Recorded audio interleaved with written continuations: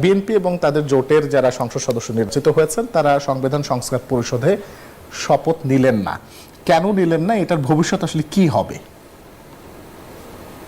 ভবিষ্যৎ নিয়ে আমি অত চিন্তিত না। শপথ নেন নাই, তারা তো কারণ ব্যাখ্যা করেছেন কেন নেন নাই, তো তারা বলেছেন, তাই না? কিন্তু তাদের কারণটা আপনার কাছে কতটুকু যৌক্তিক মনে হয়? আপনি বলেন আপনার কাছে কি যৌক্তিক মনে হয় নাই? মানে আমার কাছে মনে হয়েছে তাদের কারণ যৌক্তিক। কিন্তু আমরা কিছুক্ষণ আগে স্যার তুষারের কথা শুনলাম, তারা যেটা বলছে যে সেটি হচ্ছে যে নতুন সরকারের শুরুটাই একটা শপথ ভঙ্গ দিয়ে আসলে না। আসেন তাহলে আমি ব্যাখ্যা করি। জাতীয়তাবাদী দল দুইটি শপথের মধ্যে একটি নিয়েছে। সেটি কি? সেটি হচ্ছে জাতীয় সংসদের সদস্য হিসেবে, এবং সালাউদ্দিন সাহেব ব্যাখ্যা করেছেন যে কেন তারা নেন নাই। এটা একটা আইনি জটিলতা, এটা বারবার ব্যাখ্যা করতে হচ্ছে। এটা আসলে একটা অস্বস্তিকর বিষয়। প্রথমত, বিএনপি বলেছিল নির্বাচনের আগেই যে তাদের যেসব বিষয়ে নোট অফ ডিসেন্ট আছে সেই বিষয়গুলি গণভোটে যাওয়ার কথা ছিল না। তাদের শুধু না, যে কোনো দলেরই নোট অফ ডিসেন্ট সম্বলিত পয়েন্টগুলি গণভোটে যাওয়ার কথা ছিল না। কিন্তু যে অবস্থায় এই সনদ স্বাক্ষরিত হয়েছিল সেই অবস্থায় বলা ছিল যে ওইভাবেই এটা থাকবে, কিন্তু তারা সেটা করেন নাই। তারা যেটা করেছেন, পরে সেইখান থেকে প্রশ্ন আলাদা করে কিছু গণভোটে পাঠিয়ে দিয়েছেন আর কিছু দলের কাছে রেখে দিয়েছেন। বিএনপি ম্যানিফেস্টোর মধ্যে পরিষ্কার লিখে দিয়েছিল যে তারা তাদের 31 দফা সংস্কার সেইখানে তারা প্রায়োরিটাইজ করবে, এবং তারা বলে দিয়েছিল যে তারা কিভাবে সংবিধানের সংস্কার আনতে চায়। জনগণ তাদেরকে 2/3 মেজরিটি দিয়েছে তাদের ম্যানিফেস্টো দেখে, জুলাই সনদ পড়ে না। ফলে তারা তাদের ভোটারদেরকে যা কথা দিয়েছেন সেই ভোটাররা তাদের পক্ষে রায় দিয়েছেন।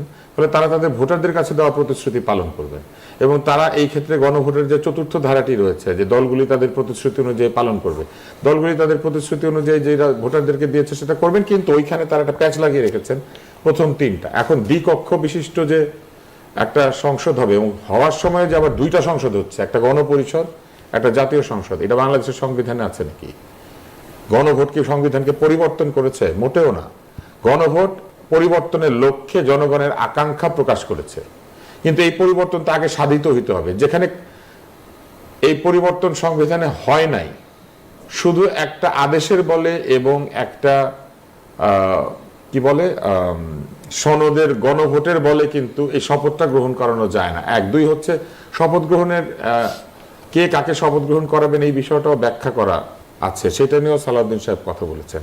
বলে আমি মনে করি প্রথমে সংসদ অধিবেশন আহ্বান হবে, তারপরে সংসদ অধিবেশনে বসে তারা সংবিধানের যে পরিবর্তনগুলি সেগুলি এনে এই কনস্টিটিউয়েন্ট অ্যাসেম্বলি যদি তৈরি করার কোনো বিষয় থাকে আইনগত প্রক্রিয়ার মাধ্যমে এটা হইতে হবে। আলী রিয়াজ এবং ডক্টর মোহাম্মদ ইউনূসের নেতৃত্বে যে সংস্কার কমিশন, সেই সংস্কার কমিশন যে ঐকমত্য আনার চেষ্টা করেছে, সেখানে তারা বাংলাদেশের অর্ধেক নিবন্ধিত দলকে ডাকে নাই আগে থেকেই, এবং তারপরে যখন এটা ভোটে গিয়েছে তখন দলগুলি নোট অফ ডিসেন্টকে তারা আমলে রাখে নাই, এবং গণভোটের সময় প্রকাশ্যে তারা গণভোটের পক্ষ নিয়েছে।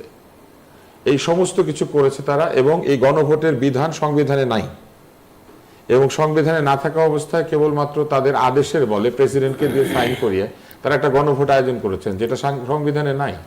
তো সংবিধানে যা নাই সেটা তারা আয়োজন করেছেন একটা আদেশের বলে, এবং এতে দলগুলি সম্মতি দিয়েছে, ভোট হয়েছে, সেটা নিয়ে কোনো অসুবিধা নাই। কিন্তু এই পুরো প্রক্রিয়াটাকে তো র্যাটিফাই করতে হবে সংসদে। যতক্ষণ পর্যন্ত এটা সংসদে র্যাটিফাই হবে না, এমনকি গণভোটের আদেশটাও, এটাও যতক্ষণ পর্যন্ত সংসদে র্যাটিফাই হবে না ততক্ষণ পর্যন্ত তো এটা কোনো বৈধতা নাই। হচ্ছে সংবিধান সমুন্নত রাখার শপথ নিয়ে আপনি সংবিধান বদলানোর লক্ষ্যে একটা গণপরিষদ তৈরি করছেন। এই গণপরিষদ তৈরি করার যে অবস্থা, সেই অবস্থা তো সংবিধান বলে নাই।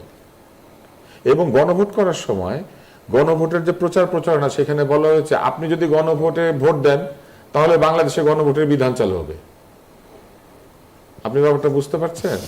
আপনি গণভোটে হ্যাঁ ভোট দিলে বাংলাদেশে গণভোটের বিধান চালু হবে। তাহলে এই গণভোটটা হচ্ছে কোন বিধানে? এই বিধান তৈরি করছেন কারা? এইসব প্রশ্ন আসবে বলে আমি যেটা বুঝেছি, বিএনপি সাংবিধানিক পদ্ধতি অক্ষুণ্ণ রেখে যেতে চেয়েছে, যাতে কোর্টে বা কোথাও এটা চ্যালেঞ্জ না হয়। আর আপনি যদি জুলাই সনদকে বিবেচনা করেন, অবশ্যই এটা ভালো, খুবই ভালো, কিন্তু জুলাই সনদ আজকে এনসিপি স্বাক্ষর করেছে। এই জুলাই সনদকে তো এনসিপি বৈধতাই দেয় নাই। এতদিন পর্যন্ত জুলাই সনদের বৈধতা এনসিপি দেয়ই নাই। আপনি ব্যাপারটা বুঝেছেন? তারা সই করে নাই, সই করে নাই মানে তারা এটার বৈধতাকে স্বীকৃতি দেয় নাই। জি, আমরা আসেন এইবার এই ঐকমত্য কমিশন এনসিপি ছিল না, ঐকমত্য কমিশনের সকলে সই করতে পেরেছে, শুধু এনসিপি করে নাই। কোথায় আপত্তি ছিল সেটাও বলে নাই। গণভোটে হ্যাঁ হওয়ার পরে এনসিপি এটা সই করেছে। এখন এটাতে হ্যাঁ বলা না বলা কি আসে যায়? এতদিন পর্যন্ত যারা এই গণভোটে সই করলো না, এই গণভোটে জুলাই সনদের বিধানে সই করলো না, তারা তো গণভোটের আগ পর্যন্ত এই জুলাই সনদকে মেনে নিয়েছে না মেনে নেয় নাই এটাও পরিষ্কার করে বলে নাই, সই করে নাই। কেন তাহলে আজকে কেন ওয়েট করেছে?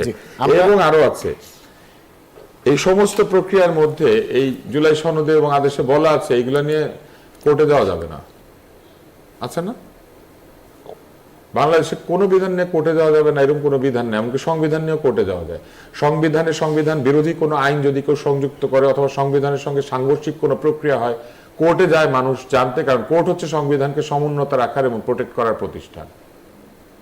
কোন বিধান যদি আগে বিধান করার সময় বলে দেয় এটা নিয়ে আপনি কোর্টে যেতে পারবেন না, মানে কি? বিচারের ঊর্ধ্বে তো আল্লাহ তাআলা ছাড়া কেউ নাই, ফেরেশতারাও নাই। আর মানুষের তৈরি করা একটা জুলাই সনদের নিয়ে কোর্টে যাওয়া যাবে না। যদি আপনি এই জুলাই সনদ এতদিন কিছু বলেন নাই, এখন আপনি কিছু বলছেন কেন? এটা নিয়ে জনগণ ইন্টেনশন নিয়ে প্রশ্ন করে, তাহলে জুলাই সনদে এতদিন স্বাক্ষর করেন নাই, হঠাৎ আজকে স্বাক্ষর করলেন কেন? এই ইন্টেনশন নিয়ে মানুষ প্রশ্ন করবে না? করবে। কিন্তু এতদিন আপনারা এটাকে না বলেন নাই, হ্যাঁ বলেন নাই, কিছু বলেন নাই, এত ভালো একটা জিনিস আপনারা সই না করে বসেছিলেন কেন?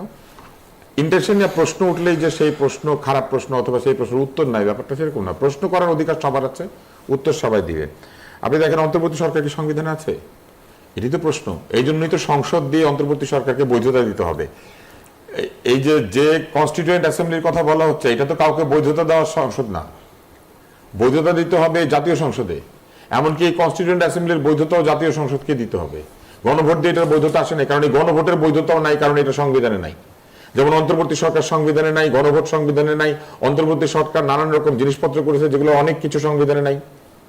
এই সংবিধানে না থাকা জিনিসগুলিকে সংবিধানে যুক্ত করার জন্য সংসদকে আগে এই কার্যক্রমগুলিকে রাটিফাই করতে হবে। আর এগুলো যদি রাটিফাই না করে তাহলে পুরা বিষয় অবৈধ।